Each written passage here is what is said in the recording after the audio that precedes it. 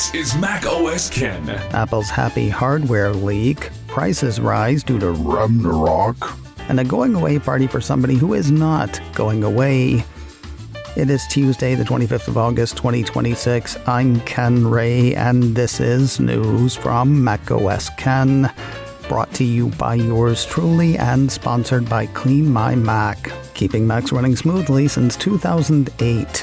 Try 7 days free and use my code macOSKen20 for 20% off at clnmy.com/macOSKen. This show is also supported by people like you, patrons through Patreon. Find out more and add your support at patreon.com/macOSKen. How did Apple end up leaking info on so many unreleased products last week? No doubt you remember Le Deluge. It was 1 week ago yesterday that Apple seeded a release candidate for macOS 26.7 to developers. For new features, it had little. For new hardware, it had much. A piece from Mac Rumors found the Tahoe pre-release full of references to unreleased Apple products, including references to Home Hub, new headphones, new iPhones, an unidentified home accessory, new Macs, a new headset, and that list went on. How did that happen? Well, Bloomberg's Mark Gurman claims to have an idea. Apple Insider had a gander at Gurman's Power On newsletter over the weekend. Here's how he says he thinks the whole thing could have gone down. According to Apple Insider, it's already understood that Apple will have versions of its beta tests that are different to even those used by developers. The company needs to test future features alongside current ones, and it does so through what are called feature flags. Apple will set a feature flag to off if it doesn't want a certain aspect of macOS or iOS to be known and used outside the company yet. In this case, the claim is that rather than one single such feature flag, Apple brought together whole different branches of test versions. So a version of macOS that was replete with these future products was pulled in together with what was intended to be shipped as the release candidate. So it was a mistake that Apple didn't fix? Because correct me if I'm wrong, when Apple accidentally releases something it doesn't want people to see, it pulls it down, doesn't it? I mean, you can't put the genie back in the bottle, but you can stop releasing genies. Apple Insider says one can presume there were some anxious people getting called into their manager's offices later on that release day, though you know what happens when you presume. You make a Huh? I hate how the rest of this is going to make me sound, but don't we have to accept the idea that this was not an accident? I woke Monday with an angry sort of niggling something gnawing at the base of my brain. How fine is the line between good marketing and conspiracy theory? Or guerrilla marketing and conspiracy theory? Last week, Apple accidentally released info about many unreleased products in a release candidate. Now, if you were reading what I just said, you would see quotation marks around the word accidentally. I read that word in at least one piece on the plethora of unannounced products that got allegedly oopsed in the release candidate, and come to think of it, I may have said something in the immediate aftermath about an oopsie as well. The more I thought about it, though, I bristled at the idea that we keep calling this a mistake. I mean, it might have been, but we can't say for certain. Here's what I feel I can say with some certainty. That day, the Apple press stopped fretting so hard over memory costs, supply constraints, and the kinds of things that dominated the tech press for most of the summer. Will Apple raise the price on iPhone? How much will Apple raise the price on iPhone? How's Ragnarok looking for Apple? I wouldn't say all those stories stopped. In fact, we got one a little bit later. But our focus does seem to have shifted. The outlets that were worried about such things suddenly shifted to oohs and ahs over what an unidentified home product might be. No shade on them. I get it. just as I have a show to do, they have sites to support. What secret thing is Apple working on is likely to generate more engagement than, here's another way everything sucks. As for the allegedly accidental leak, I'm not saying it wasn't accidental. I will say if Apple hates leaks as much as it says it does, how has the company not figured out who's tipping off Gurman? Following on that, if it's Gurman that's coming to say, here's how the accident could have happened, well, pardon my cynicism, but I'm cynical. Here's the thing, though. Even if the initial leak was intentional, it's fine. They're Apple's products to do with as they will, and Apple's messaging to parse and dole out as it sees fit. Honestly, accident or not, it almost couldn't have happened at a better time. We practically can't be worried about the product slate under incoming Apple CEO John Turnus because less than a month before his ascension, here is a list as long as your arm of stuff Apple is apparently working on. Of course, Apple working on something doesn't mean Apple's releasing that thing. Just ask the people who worked on the Apple car and the full-on Apple television. The one thing I do have to ask, though, no more saying the massive apparent product leaks was an accident. Because we don't know that. Certainly, it was an amazingly well-timed and happy accident, if it was. Speaking of software, as we kinda sorta were, the second release candidates for macOS Tahoe 26.7 and macOS Sequoia 15.8 are out to developers. That is the word from 9 to 5 Mac. Humdrum, according to the site, save for last week's unreleased product mentions. Also hitting Monday, betas of blankOS 27 for everybody.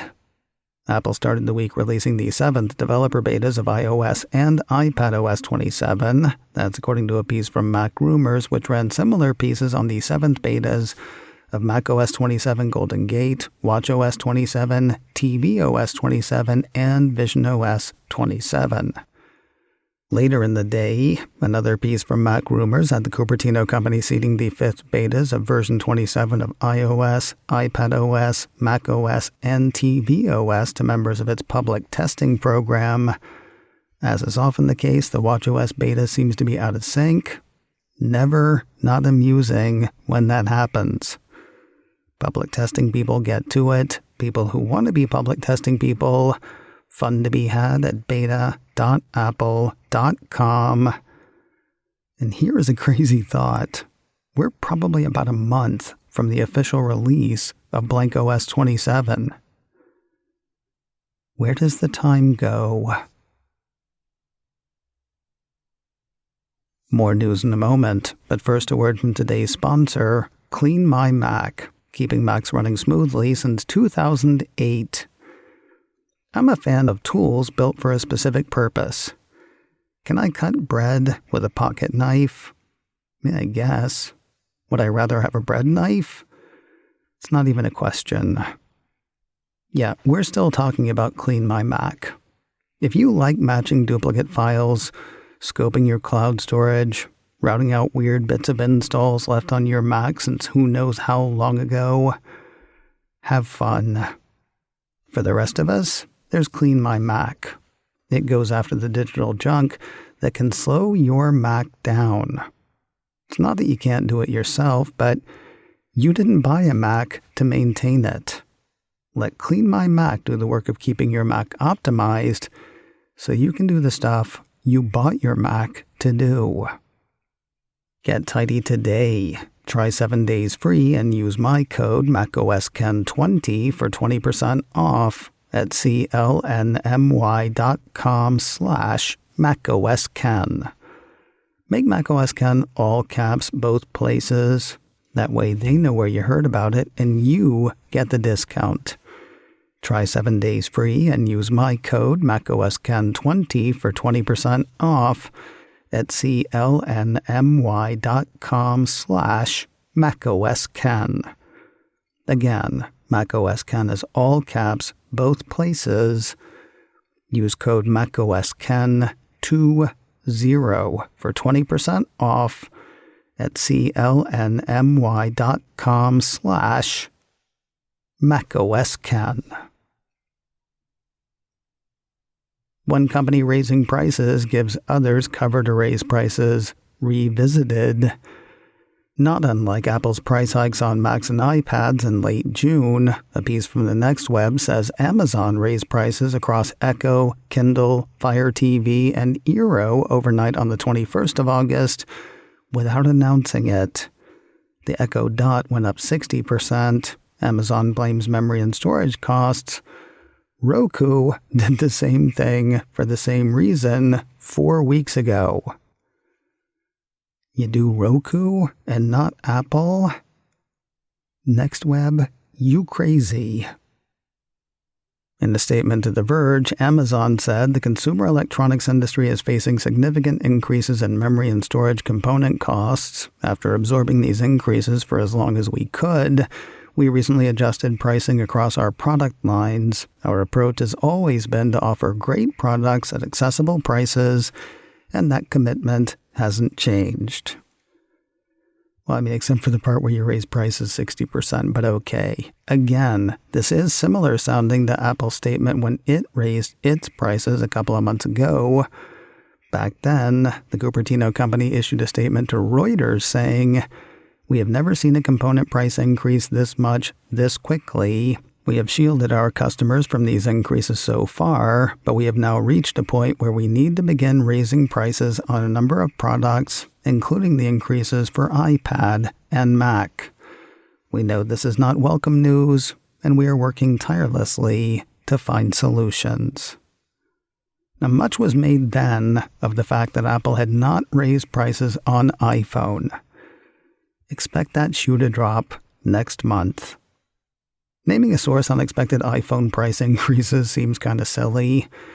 That prices on the next Jesus phones will go up is about as anticipated as the sun coming out tomorrow. Still, Mac Rumors wrote up thoughts on the issue from Bloomberg's Mark Gurman, who seems to have had a jam-packed newsletter this past Sunday, pointing out that the iPhone faces the same memory and chip supply chain issues that prompted Apple to raise iPad and Mac prices. Gurman doesn't call higher prices for iPhone likely. He refers to them as inevitable. The piece says Apple has apparently been closely observing how Samsung and Google respond to higher component costs. They each raised the prices of their most recent smartphones by $100. Gurman seems to see Apple doing the same for iPhone 18 Pro, maybe because, I don't know. One company raising prices gives others cover to raise prices. If they do the $100 thing, that would put the starting price of iPhone 18 Pro at $1,199. Considering how brutal Ragnarok has been, Gurman sees that as a fairly modest bump. On one hand, that could or would eat into Apple's gross margins. On the other, it keeps iPhone roughly in line with other premium phone makers, sparing consumers from the sticker shock they got off more expensive Macs and iPads. All of that said, Gurman hedges his bet a bit. While $100 would make sense, Apple has set a precedent for going higher with late June's hardware increases. And finally today, sounds like Apple had a small blowout for departing CEO Tim Cook, who is, of course, not departing. He's not going to be CEO, though. Mac Rumors says about 200 people gathered at the Cafe Mac's cafeteria at Apple Park on Sunday to celebrate the exec. Several speakers shared tributes, according to the Post, including Steve Jobs' wife, Laureen Powell Jobs, former Apple COO Jeff Williams, Apple Services Chief Eddie Q, and incoming CEO John Turnus, with musical guest OneRepublic. Interestingly, the piece says the party took place just one day before Cook celebrated his 15th anniversary as Apple CEO. It was the 24th of August 2011 that former Apple CEO Steve Jobs stepped back from that position about a month and a half before his passing. Of course, as I say, Cook's not going anywhere. While he's dropping the CEO title, he will take a new one as Apple's executive chairman. The piece says that'll see him assist with certain aspects of the company, including engaging with policymakers around the world. macOS Ken, brought to you by me, and sponsored by Clean My Mac. Try 7 days free and use my code macOSKen20 for 20% off at clnmy.com/macOSken. This show is also supported by people like you, patrons through Patreon.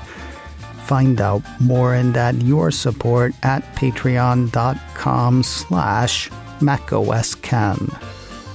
Advertising handled by Backbeat Media, online at backbeatmedia.com. You can find me on Mastodon, macOSken at mastodon.social. You can also send me an email, info@macosken.com. Until next time, that is news from macOS Ken. I'm Ken Ray.